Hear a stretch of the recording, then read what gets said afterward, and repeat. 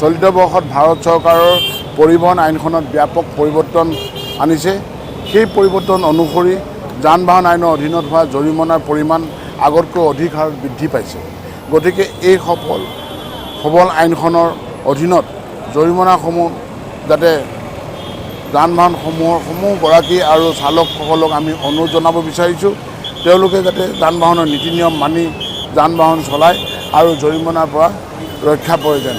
আমি অসম চৰকাৰ পৰিবহণ বিভাগৰ ফালৰ পৰা আমি কামৰূপ জিলা পৰিবহণ বিষয়া কাৰ্যালয় তথা পথ সুৰক্ষা সমিতিৰ ফালৰ পৰা আমাৰ মাজত আমি বিশিষ্ট ব্যক্তিসকলক নিমন্ত্ৰিত কৰি আমি এই আইনখনত যিখিনি বৰ্ধিত জৰিমনা আছে, এই জৰিমনা সম্পৰ্কত ৰাইজে যাতে এটা সজাগ হয়, ৰাইজক জ্ঞাত হয়, তাৰ কাৰণে আজি বিশেষ কাৰ্যসূচী গ্ৰহণ কৰিছিলোঁ।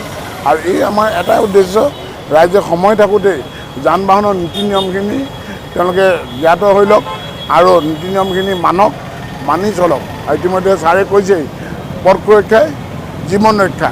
আমাৰ এটাই উদ্দেশ্য, পথ দুৰ্ঘটনা কেনেকৈ হ্ৰাস হয় আৰু পথত চলাচল কৰা নীতি নিয়মবিলাক মানি নিজকে